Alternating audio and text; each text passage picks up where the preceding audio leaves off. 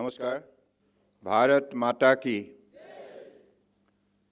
भारत माता की, भारत माता की।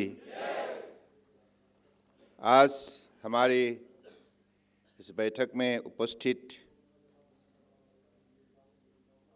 एबीवीपी की national organising secretary Ashish Chauhan ji, Delhi प्रांत की state joint secretary Ashish Singh ji और convenor of Kaumi students front Manipur Sukham ji, state secretary of Nagaland ABVP Hitolu ji, human rights advocate and vice president of Mizo Zirlai Pawl C Lal RAM रुआटा,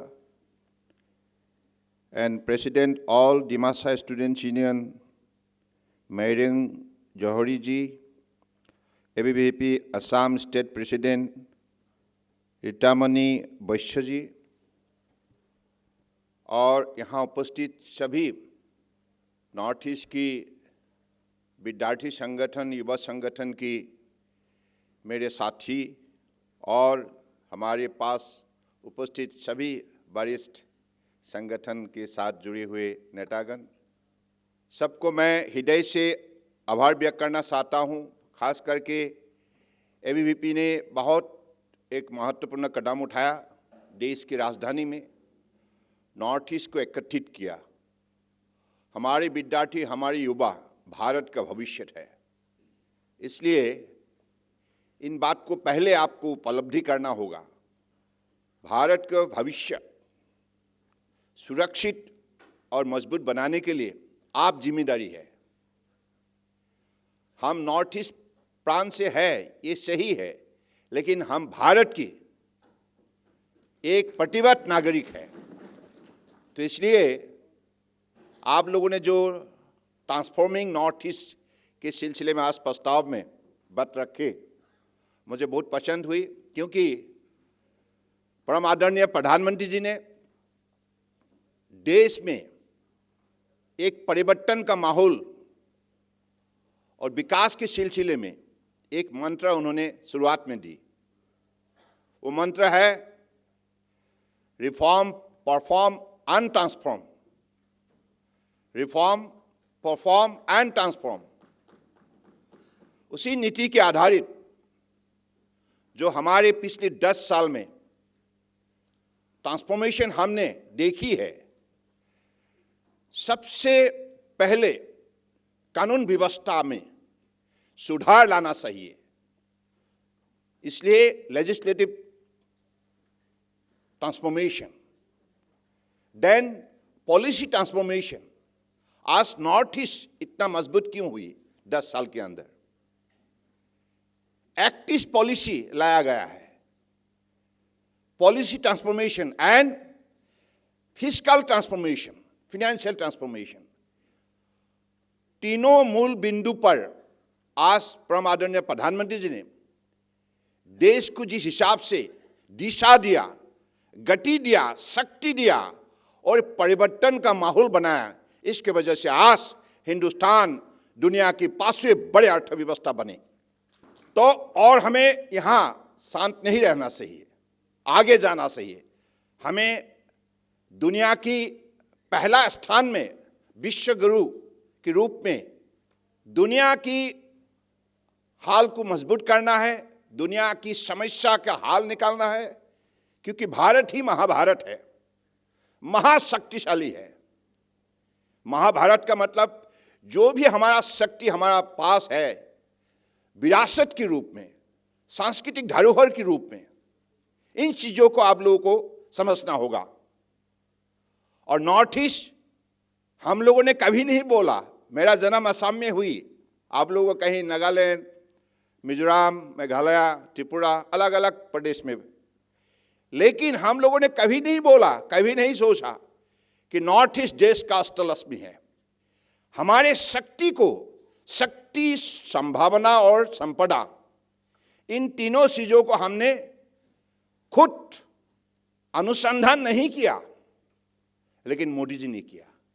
Modi ji ने अध्ययन और अनुसंधान दोनों चीजों को उन्होंने गंभीर रूप से लिया और इससे उभर के आया कि हिंदुस्तान में, भारत में नॉर्थ ईस्ट अष्टलक्ष्मी के रूप में बसा हुआ है।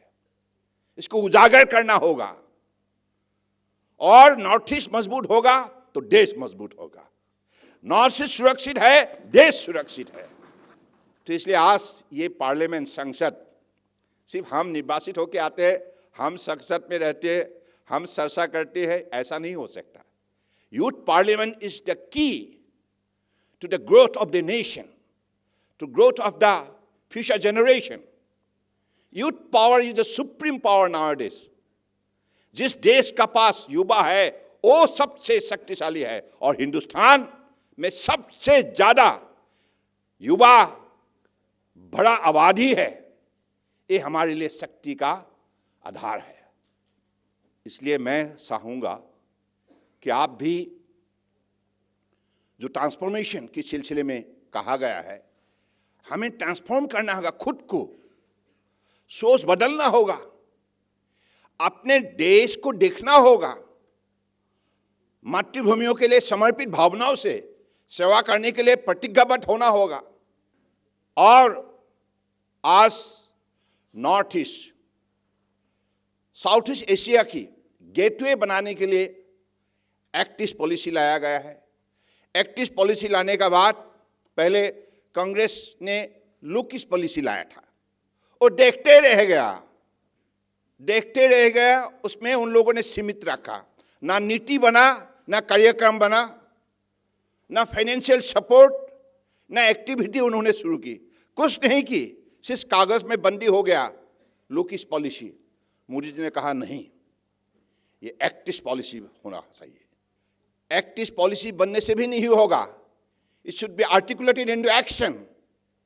एक्शन के लिए रोड मैप बनाना होगा। इसलिए एक्शन के लिए उन्होंने पिछले 10 साल में सबसे पहले हमारे नॉर्थ ईस्ट में सबसे पहले हम महसूस करते हैं हमारे कमजोरी क्या थे, कनेक्टिविटी, कम्युनिकेशन। सड़क नहीं थी, पुल नहीं थी, हम चाहे तो जा नहीं पाते। अरुणाचल का बात मैं कह सकता हूँ, बाकी प्रदेश का बात भी कह सकता हूँ। मैं जब नॉर्थ ईस्ट स्टूडेंट ऑर्गेनाइजेशन की अध्यक्ष हुआ करता था, उसी कालखंड में मुझे दौरा करना पड़ता था एक प्रदेश से दूसरे प्रदेश। तो जाने में पहाड़ी इलाका में मुझे कठिन परिस्थितियों का सामना करना पड़ता था, क्योंकि सड़क व्यवस्था है नहीं, पुल नहीं है। तो 8 प्रदेश को एकत्रित करने के लिए, हमारे विद्यार्थी संगठनों को एकत्रित करने के लिए हम लोगों ने जो भी अलग अलग कार्यक्रम रचना की थी, नॉर्थ ईस्ट कल्चरल फेस्टिवल आयोजन किया था, कभी अरुणाचल में, कभी आइजल में, कभी अगरतला में, अलग अलग प्रदेश में। हमारा उद्देश्य था कि हम विद्यार्थी संगठन एकत्रित रहे नेशों के नाम पर और हम देश के लिए काम करें, विकास के लिए काम करें। इसलिए विकास का एजेंडा हम लोगों ने प्रस्तुत की थी। और हमारा जो घुसपैठिया का समस्या, इस समस्या के बारे में हम लोग चर्चा करते थे। आतंकवादियों का समस्या के चर्चा में हम सिलसिले में चर्चा करते थे और इसके समाधान के लिए हम दिल्ली को कहते थे कि आप कुछ रास्ता निकालिए। तो ऐसे ही आज वो दिन नहीं रहा। आज नॉर्थ ईस्ट में शांति व्यवस्था लागू हुई और ये पीस हमारे लिए पीशियस गिफ्ट है मोदी जी की तरफ से। असम हो, नागालैंड हो, अलग अलग प्रांतों में जितना भी अशांति रहे, इसके वजह से हमारे वहाँ इन्वेस्टमेंट होते ही नहीं थे। कोई अगर इन्वेस्ट करना चाहे उनका मनोबल तो जाता था, क्योंकि जब आतंकवादियों का गतिविधियाँ देखता था, बॉम्ब ब्लास्ट, किडनैपिंग, रैंसम, पैसा डिमांड, और इसकी वजह से वहाँ माहौल थे नहीं। आज वहाँ अलग अलग प्रदेश की तरफ से इन्वेस्टर शामिल हो रहा है और अलग अलग प्रदेश ने अलग अलग नीति अलग अलग नीति अपनाया है, उद्योग नीति, जिसकी वजह से आप सारा नॉर्थ ईस्ट इन्वेस्टर फ्रेंडली बनने जा रहा है। और इस सिलसिले में परम आदरणीय प्रधानमंत्री ने सब प्रदेश को विशेष रूप से सहयोग किया है। तो मैं चाहूँगा कि यूथ पार्लियामेंट के जरिए आप लोग इन चीज़ों पर विशेष रूप से ध्यान दीजिएगा। और खास करके जो सपोर्ट हमें मिली है, कांग्रेस का कार्यकाल में सारा नॉर्थ ईस्ट को अंधेरे में उन्होंने रखा था, रहने के लिए मजबूर किया था, और हमारी वापस में लड़ाई, वापस में दुश्मनी, भेदभावना, इन चीज़ों को बढ़ावा दी थी। लेकिन परम आदरणीय प्रधानमंत्री जी आए, उन्होंने नॉर्थ ईस्ट में शांति व्यवस्था लागू करने के लिए सबसे बातचीत की, और बहुत आतंकवादियों ने हथियार छोड़ दिया और मेन स्ट्रीम में आने के लिए उन्होंने भी प्रतिबद्ध हो गए। तो जिसके वजह से आज आप असम में देखिए, कुछ दिन पहले बहुत सफल रहे, इन्वेस्टमेंट समिट हुई। तो उसी हिसाब से हर प्रदेश में अब एक्टिविटी बढ़ने लगा है। नॉर्थ ईस्ट ये प्रकृतियों ने इतना खूबसूरत से सजाया है, प्रभु ने, देखने का लायक है। और इनकी जो विरासत है, इनका जो धरोहर है, इन चीज़ों को देखने का लायक है। तो उनको हम कैसे प्रमोट करें? For the promotion of the industry of tourism, as we are blessed with beautiful landscape, greenery, flora and fauna. We are blessed with all kind of natural resources, water resources, forest resources, animal resources, all kind of resources, cultural resources, spiritual resources. And these kind of value-based resources needs to be special attention, so that like in the near future, we could also carry that entire agenda forward with better program and activities. And to draw the attention of the domestic as well as international tourist.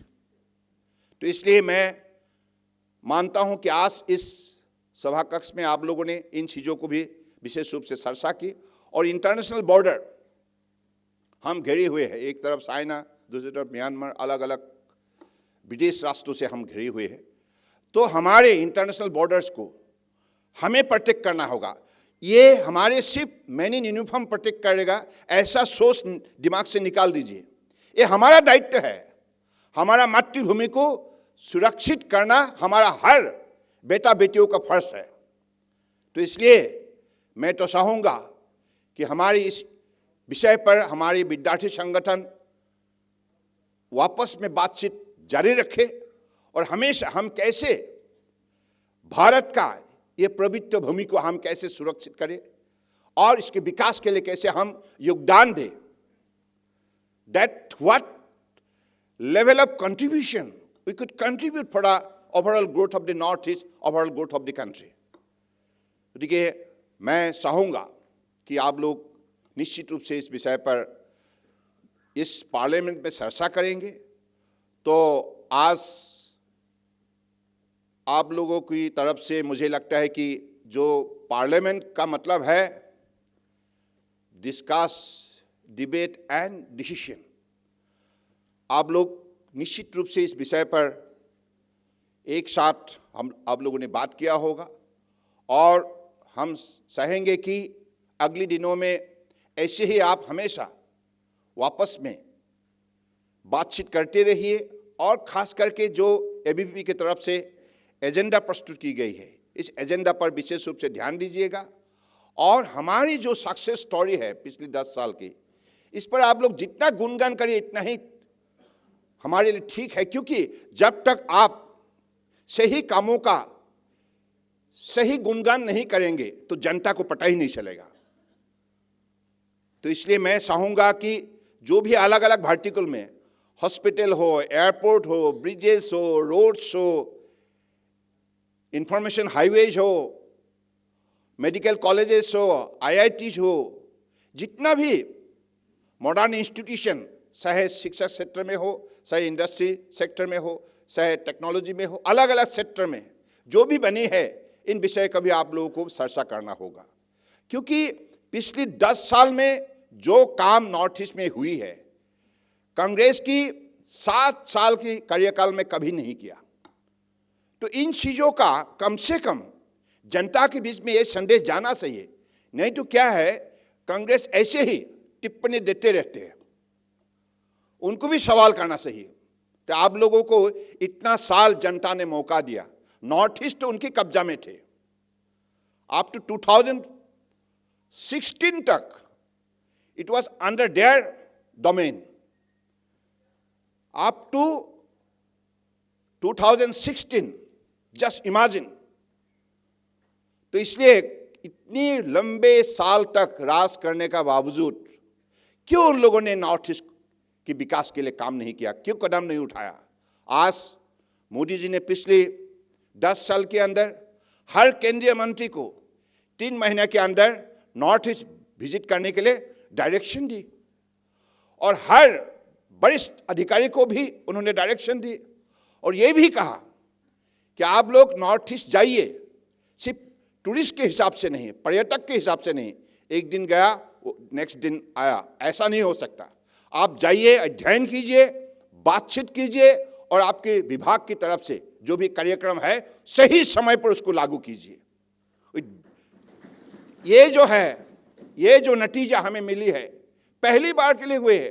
पिछले 10 साल में कम से कम more than 700 times visited the Indian minister under the dynamic leadership of Honorable Prime Minister Narendra Modi ji.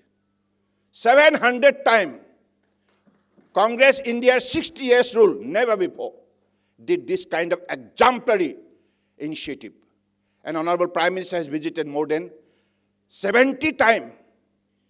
एक प्रधानमंत्री देश का, उनकी कितनी बिजी शेड्यूल रहती है, इसके बावजूद नॉर्थ ईस्ट के लिए विशेष उन्होंने जो सेवा की है भक्ति भावनाओं से, ये दिखाने के लिए नहीं, निष्ठापूर्वक भक्ति भावनाओं से, राष्ट्रभक्ति भावनाओं से उन्होंने सेवा की है। तो इसलिए इन चीजों को हमें उपलब्धि हमें महसूस करना होगा। I have special appeal to all the student and youth of North East. Please do consider this kind of exemplary service to the nation, service to our region by Honorable Prime Minister and his Council of Ministers, well appreciated by us. आप सहयोग कीजिए।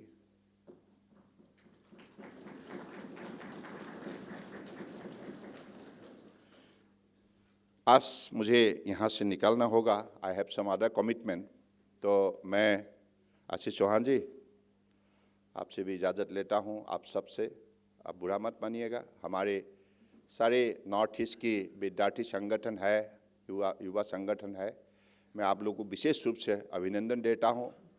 आप लोगों ने दिल्ली आया और आप लोगों का सहयोग से मैं भी यहाँ आज केंद्रीय मंत्री के नाते देश सेवा करने के लिए मुझे मौका मिला है। इसके लिए मैं तो हमेशा आभारी हूँ देशवासियों के, और विशेष रूप से हमारे परम आदरणीय प्रधानमंत्री जी ने हमें यही कहा, भक्ति भावनाओं से, इंसानियत की भावना शक्ति से, भारत माताओं के चरणों पे समर्पित भावनाओं से सेवा करो। यही हमारी धर्म है, यही हमारा कर्तव्य है। तो इसलिए आप भी नॉर्थ ईस्ट को उसी हिसाब से मजबूत करेंगे, देश को मजबूत करने के लिए। भारत एक पुण्य भूमि है, हमें निश्चित रूप से प्रभु का आशीर्वाद से इतना पुण्य भूमि में हमें आज जन्म मिली है, और साथ साथ में देश सेवा, मानव सेवा के लिए हमें मौका मिली है। तो मैं चाहूँगा सब हमेशा खुश रहे, तंदुरुस्त रहे और मजबूत रहे, और हमेशा भारत की सेवा के लिए आप अपने आप को मजबूती से तैयार रखें। धन्यवाद। भारत माता की, भारत माता की, भारत माता की।